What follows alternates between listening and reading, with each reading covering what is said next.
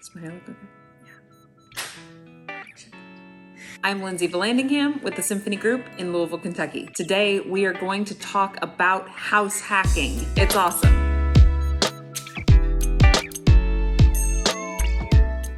House hacking is where you buy a property and rent out a portion of it to somebody else to help you cover your bills. The idea being that you can live in your home for free or next to nothing or as little as possible and have somebody else paying your bills. House hacking. We're going to talk about the 4 advantages and the 4 considerations you need to keep in mind when we are house hacking. First and foremost, what is it? House hacking is a broad term in modern language that talks about the idea that you would rent out some portion of your home. So Airbnb can be a form of house hacking if you buy a home and you rent out some room in the basement for, whatever. But if you're house hacking, if you rent out any portion of your house, one of the best ways that we talk about doing this is to buy a property that is divided into units. So if you buy a duplex or a triplex or a quadplex and live in one of those units and rent the other units out. So for the purposes of keeping things kind of simple today, we're going to talk about duplexes in particular,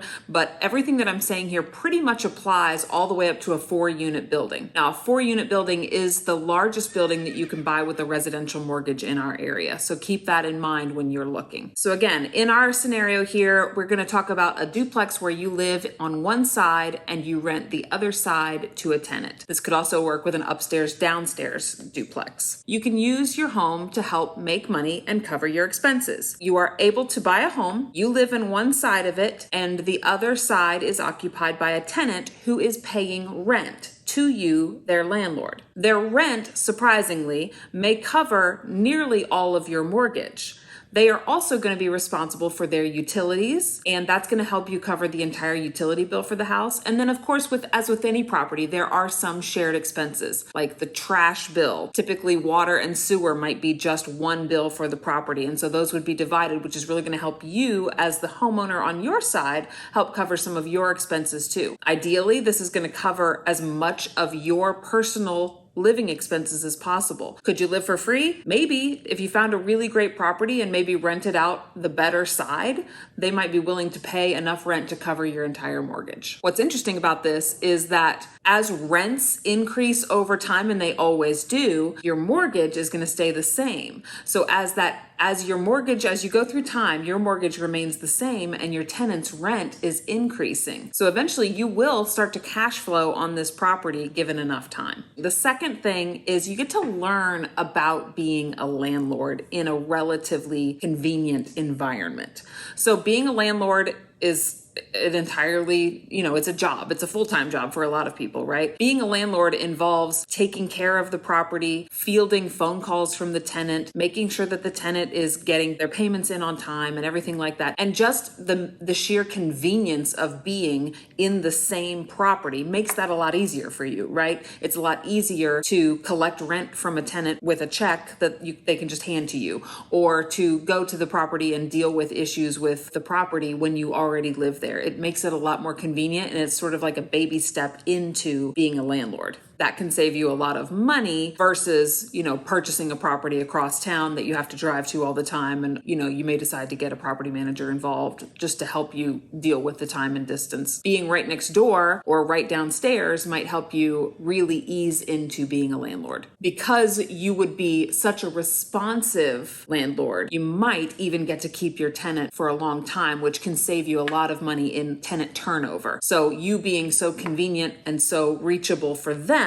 might make them want to stay longer. If you're not having turnover, that means you're not replacing the carpet every year. You're able to keep your expenses low with a long-term tenant. Third, there are tax advantages. You as the homeowner will get to take the same tax advantages for your portion of the property. So if you are living in 50% of the property, you get to take all the tax advantages that are offered to single-family home owners for yourself. So rather than in a traditional investment when you wouldn't be be able to take any portion of the tax deductions for primary residence. Because you're living in half the property, you do get to count half the property toward your personal residence tax incentives. You also would get to write off in your taxes any dual expenses like your trash collection, your sewer, snow services, driveway expenses, anything that might apply to both properties could be considered a tax deduction since you are offering that in your investment property. Make sure that you talk to your CPA, your accountant, or whoever does your taxes to make sure that you are taking advantage of every opportunity available to you while you are house hacking. The fourth advantage here is the mortgage advantage. When you are house hacking, you may be able to use some of the expected income that would come from that tenant to help you qualify for a bigger mortgage. So if, for example, you were only able to cover by yourself the mortgage for a property that cost $180,000, knowing that you would have a tenant who would be paying for a portion of that mortgage, let's say that their rent would be $800, maybe that now means that you would be able to qualify for a property that was more like $275,000, which allows you to get a bigger home. Also, when you are living in the property, you get to take advantage of a lower interest rate being your primary residence than you would if you were purchasing a property just as an investment property. So the interest rate on the whole property would be lower because it is your primary residence. Talk to a mortgage professional for all of the mortgage incentive ideas that they might have around house hacking. Now we're going to talk about the 4 considerations to keep in mind. They might be considered drawbacks to house hacking, just things that you want to make sure that you're aware of before you start down this process. First and foremost, shared walls, shared spaces. Of course, this is going to be the situation in any type of multi-unit building. So if you're used to living in an apartment building, you would be used to sharing walls. But if you're not, if you've been living in a single family home, it's definitely something to get used to. You will definitely have shared space with your tenant. Not only are they your tenant, but they are also now your closest neighbor, and there's an inevitable relationship that has to exist there. So just something to keep in mind. When you live next door to your tenant, they can reach you very easily. So just you are very reachable when you live right next door. Now, when you're house hacking and you've got more than one unit, of course, that does bring the potential for increased expenses versus purchasing a single family home, right? So instead of one refrigerator, you've got 2. Instead of one furnace, you've got 2 furnaces. Everything that you would need in a single family home is multiplied for each unit that you have. So when one goes out, that's an expense that you, the landlord, are going to have to take care of. And when you are bringing in that rental income from that tenant, you need to make sure that you are planning for these eventual expenses that are definitely going to happen down the line when you have to replace things in that other unit. You should also note that a larger property is going to have a more expensive roof. So even if it's all under one roof, it would probably be more expensive than just a single family home roof just because of the size. Third, we're going to talk about responsibility and liability. As a landlord, you have to follow the law when it comes to your liability as the landlord and your responsibility as the landlord. You cannot discriminate for any reason against who your tenant is going to be other than for their ability to pay. You have to really spend a lot of time getting to know the law and what you as the landlord are required to do and what is okay to expect from your tenant. You have to learn about how deposits work. You have to learn about what is expected from you as far as eviction and the process for eviction goes. You really just need to really understand the law. And for that reason, it might still make sense to hire a property manager to help you navigate that if that's not something that you have time for or that you are very familiar with. So just keep in mind that you have every responsibility under the law as a landlord in that scenario, even though you do own the full property and you live in half of it. When you own a property like this and you're house hacking, or even if you just own an investment property that you don't live in, you want to make sure that you have really good umbrella insurance policy to cover the property, the tenant, and any lawsuits that might come out of it. Last but not least, what we're going to look out for here is damage and evictions. Damage can occur, obviously, in any home, but you want to know yourself and know how you handle this. How are you with confrontation? If you allow a family member to live in the property next door, what does that look like when the time comes where you have to change the the situation. Either you decide to sell the property and you're both going to have to find other places to live, or it simply isn't working out between the two, or if they're unable to pay their portion, what does that look like with eviction and having to have that conversation with a family member? That can be pretty tough. So it's definitely something that you want to take into full consideration before you move forward. The process for eviction is ugly, no matter how you come at it. Nobody likes it. Nobody wants to be a part of it, but it is an absolute necessity and part of being a landlord. So think about it and read